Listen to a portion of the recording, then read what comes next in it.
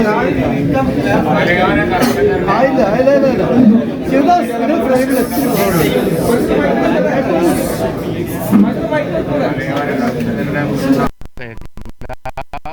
ഫോക്കസും അതാണ് ഞങ്ങൾ ചർച്ച ചെയ്തത്. ആ വിഷയത്തിൽ തീർച്ചയായും നിഷ്പക്ഷരായ മുഴുവൻ ജനങ്ങളുടെയും പിന്തുണ ഉണ്ടായിരിക്കും. അതുതന്നെയാണ് ഇന്നത്തെ ഏറ്റവും വലിയ പ്രശ്നം. പാന കഴിഞ്ഞ ദിവസം ഒരു ആളെ കൊന്നു, അത് കഴിഞ്ഞ് ഇന്നുമുണ്ട്, ഇന്നലെയുണ്ട്, എന്നുണ്ട്. ഞാൻ ഇന്നലെയും പറഞ്ഞു ഇങ്ങനായ മനുഷ്യനെങ്ങനെ ജീവിക്കും. അപ്പോൾ ഗൗരവമുള്ള പ്രശ്നമാണ്. നിയമസഭയിൽ അത് സംബന്ധിച്ച് വരുന്ന ബില്ല് അതും വളരെ ഗൗരവമുള്ള വിഷയം തന്നെയാണ്. ഇതാണ് ഇന്നത്തെ ഞങ്ങളുടെ ചർച്ചാ വിഷയം.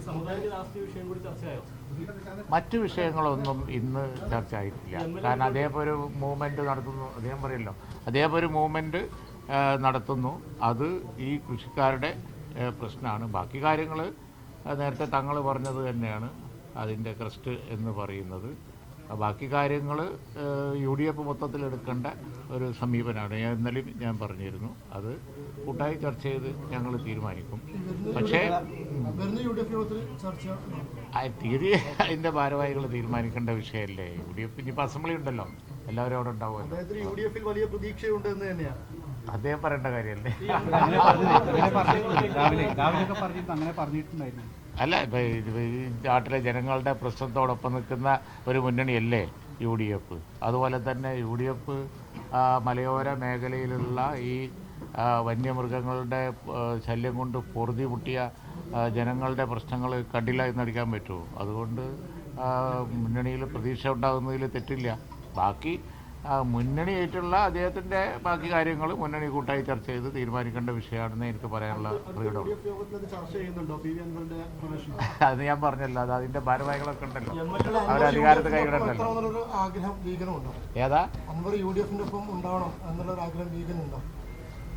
എന്താ ഓരോ ചോദ്യം തിരിച്ചും മറിച്ചും ഇപ്പോ ലീഗ് ഒരു പാർട്ടി എന്നുള്ള നിലക്ക് ലീഗിന് ഈ കാര്യത്തിൽ പറയാവുന്നതിൻ്റെ ചില ലിമിറ്റുണ്ട്. ആ ലിമിറ്റ് ചെയ്യാൻ പറയുന്നു. അൻവർ ഉയർത്തിയ വിഷയത്തോടൊപ്പം ലീഗുണ്ട്. ആ വിഷയത്തിൽ യാതൊരു സംശയവുമില്ല. അത് വളരെ ഗൗരവത്തിൽ ജനങ്ങളെ ബാധിക്കുന്ന ഒരു വിഷയം അതോടൊപ്പം ഉണ്ട്. ബാക്കി കാര്യങ്ങൾ കൂട്ടായി ആലോചിച്ച് തീരുമാനിക്കേണ്ട വിഷയങ്ങളാണെങ്കിൽ ഞങ്ങൾക്ക് ഒറ്റ അഭിപ്രായം പറയാൻ തുടങ്ങും. ബാക്കി നിങ്ങൾ അദ്ദേഹത്തിനോട് ചോദിച്ചാൽ മതി. ഫ്രീ ആയിട്ട് പറഞ്ഞു.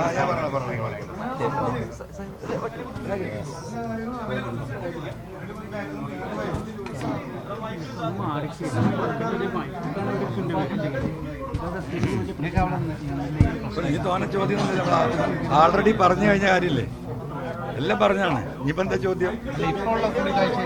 അല്ല,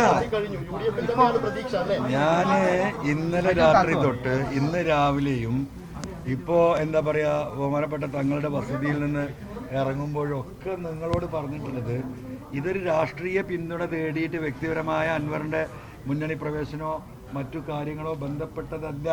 വളരെ കൃത്യമായി ഞാൻ പറഞ്ഞാണ്.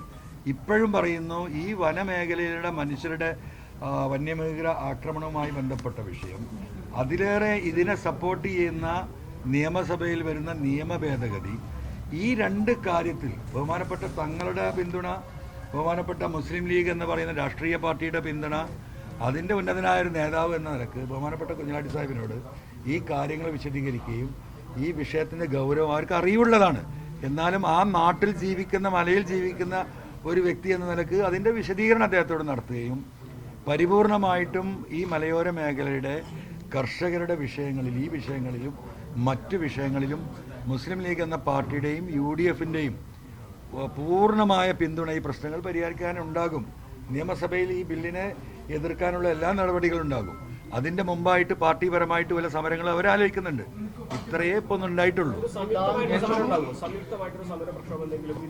അല്ല, ഞാൻ പറഞ്ഞില്ല, ആര് ഇതിൽ സമരം നടത്തിയാൽ ഞാൻ അതിൽ പോയി നിൽക്കുന്നത്. പിന്നെ സംയുക്തത്തിന്റെ പ്രശ്നം എന്താ? ഈ വിഷയത്തിൽ ആര് സമരം നടത്തിയാലും ഇടതുപക്ഷത്തിന്റെ ഘടകകക്ഷികൾ കൂട്ടിയാൽ നിൽക്കും. പക്ഷേ അതിൽ എന്താ പറയുക, വസ്തുത ഉണ്ടായിരിക്കണം, ആത്മാർത്ഥത ഉണ്ടായിരിക്കണം. അത് ആളെ പറ്റിക്കാനും സമരം ഈ നാട്ടിൽ നടക്കലുണ്ട്. അതിന് അന്വേഷണം കിട്ടൂല. അവർ നിലപാട് വ്യക്തമാക്കിയിട്ട് ഒരു സമരം നടത്തുകയാണെങ്കിൽ ആ സമരത്തിൻ്റെ ഒപ്പം ഞാൻ പോകും. അതിന് തർക്കമൊന്നുമില്ല. താങ്കൾ ഉയർത്തിക്കൊണ്ടുവന്നൊരു വിഷയം എന്ന നിലയ്ക്ക് താങ്കൾക്ക് ഒരുപാട് കാര്യങ്ങൾ ഇതിൽ ചെയ്യാനുണ്ട്. അതിന് UDF എന്നൊരു സംവിധാനമാണ് പ്രാപ്തമാവുന്നത്. അതുകൊണ്ട് അവരുടെ കൂടെ നിൽക്കും. എന്ന് തന്നെയാണ്. പിന്നെ ഞാൻ ചോദിക്കട്ടെ, ഈ പിണറായിസത്തിന്റെ ബാക്കി പത്രമാണല്ലോ ഈ പറയുന്നതൊക്കെ. ഈ ദുരന്തം ഉണ്ടാക്കുന്ന ആരാ?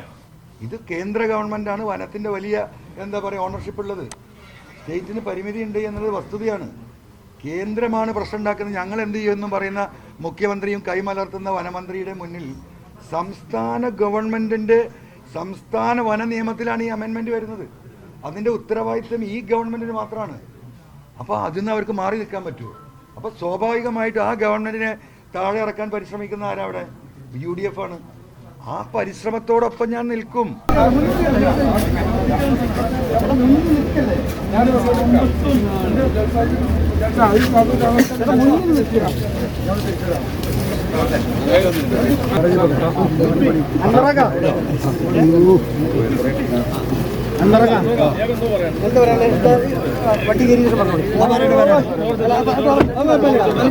ഞാൻ പോകാനുള്ള ഞാൻ ഒതായി പോയി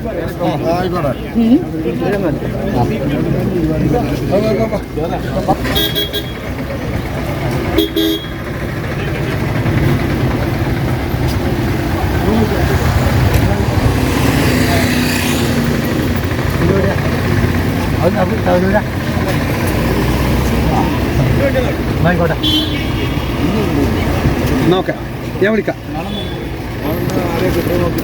വൈകുന്നേരം വിളിക്കാം.